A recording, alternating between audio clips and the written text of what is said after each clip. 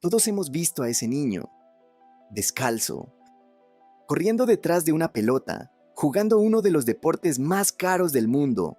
No necesita arcos, tiene 2 piedras, no necesita camiseta oficial, tiene su número dibujado con marcador, la canchita de tierra, la playa o el potrero. Y cuando golpea esa pelota, por un segundo, la dura realidad se comprime. Solo existe ese momento, la felicidad de rechazar una pelota en la línea de meta, la euforia de tapar un penal, la gloria del gol. Ese niño no es uno, son 4.000 millones, y esta es la historia de cómo una simple pelota se convirtió en el único idioma que habla toda la humanidad.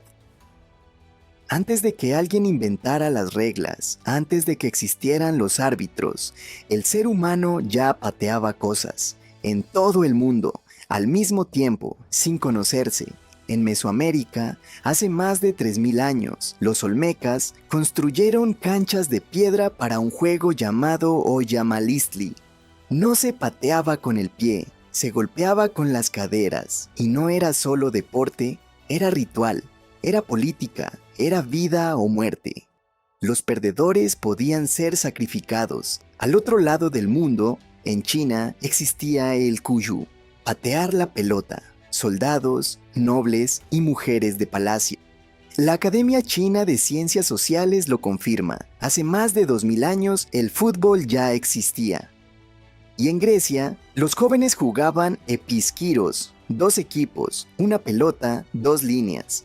El estudioso Julio Pollux lo describió en su onomásticon: pases, presión, estrategia colectiva, 3 civilizaciones, 3 continentes, sin contacto entre ellas, todas pateando algo. ¿Por qué? Porque la necesidad de jugar está grabada en nuestra biología. Investigadores de la Universidad de Oxford confirmaron que el fútbol resuena con sistemas psicológicos profundamente arraigados en la evolución humana.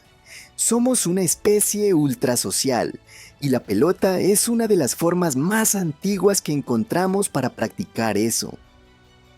Aquí viene la primera gran mentira que te contaron sobre el fútbol. La historia oficial dice que nació el 26 de octubre de 1863, cuando un grupo de caballeros ingleses se reunió en la taberna Freemasons Arms de Londres y fundó la Football Association. Pero eso no es el origen, eso es la codificación. El origen real estaba en el barro. El historiador Adrian Harvey demostró que el fútbol moderno no nació en las escuelas de élite, sino en las sociedades industriales del norte de Inglaterra. En Lancashire, los obreros de las fábricas textiles y las minas de carbón jugaban fútbol en los terrenos baldíos los domingos. Era su único día libre, y lo usaban para esto. El historiador R. W.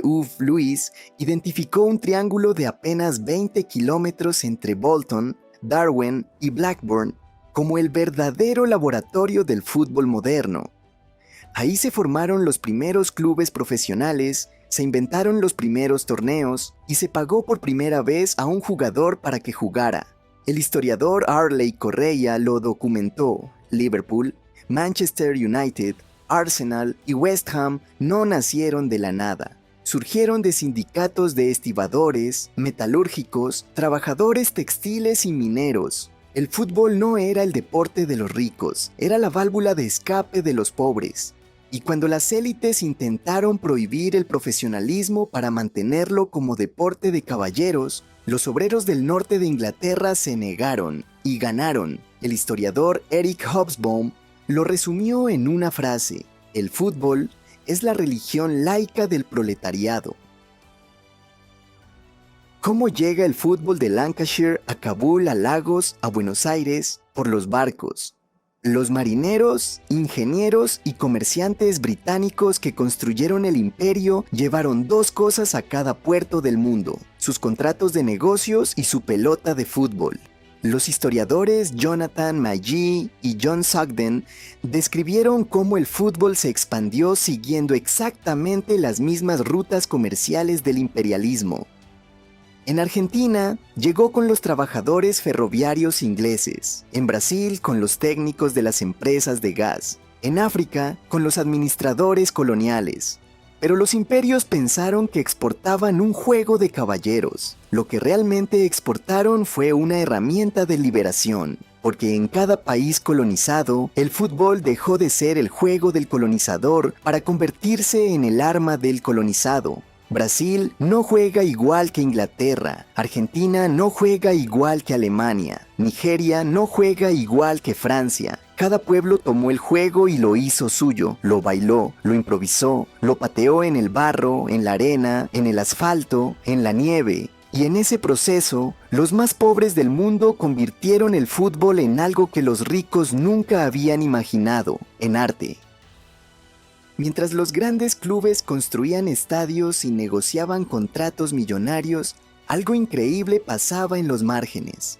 El fútbol se estaba reinventando. En los potreros de Argentina, en las playas de Senegal, en las canchas de barro de Bolivia a 4.000 metros sobre el nivel del mar, en los barrios de Quito, de Lima, de Nairobi, millones de niños sin arcos, sin camisetas, sin árbitros, estaban perfeccionando algo que ninguna academia europea podía enseñar: la creatividad nacida de la escasez. El sociólogo Pierre Bourdieu analizó cómo el fútbol funciona como capital social en comunidades pobres. Es uno de los pocos espacios donde un niño sin recursos puede competir en igualdad de condiciones con cualquiera. En el potrero no importa de dónde vienes, importa lo que haces con la pelota. Pelé aprendió a patear con calcetines rellenos de trapo en las calles de Bauru, Brasil. Ronaldo Nazário creció en la favela Bento Ribeiro en Río de Janeiro. Didier Drogba jugó en los barrios de Abidjan, Costa de Marfil. Las ligas barriales son quizás la institución más democrática que existe en América Latina. No necesitan presidente, no necesitan millones, solo necesitan una pelota y las ganas. Pero hay una pregunta que ningún libro de historia termina de responder. ¿Por qué nos importa tanto? ¿Por qué un gol puede hacer llorar a un hombre adulto? ¿Por qué la derrota de una selección puede sumir a un país entero en el silencio? La neurociencia tiene una respuesta. Investigadores publicando en Frontiers in Psychology confirmaron en 2025 que cuando tu equipo gana, tu cerebro libera dopamina, el mismo neurotransmisor que se activa en el amor y en la euforia. No es metáfora, es química. Henry Teichfield y John Turner, en su teoría de la identidad social, demostraron que los seres humanos construimos nuestra identidad colectivamente. Nos definimos por los grupos a los que pertenecemos, y el equipo de fútbol es uno de los grupos de pertenencia más poderosos que existe. No es casualidad que se transmita de padres a hijos. Que sea la primera conversación entre extraños, que sea la única cosa que puede hacer que un hombre en Buenos Aires y un hombre en Tokio se entiendan sin hablar el mismo idioma. Entonces volvemos al principio, a ese niño sin nombre que juega en el barro, que empuja piedras para hacer arcos, que improvisa una pelota con lo que tiene, que cada tarde, en algún rincón del mundo, reinventa el mismo juego que inventaron los olmecas, los chinos de la dinastía Han, los obreros de Lancashire. El fútbol no es el negocio multimillonario que ves en televisión, eso es la envoltura. El fútbol real es ese niño.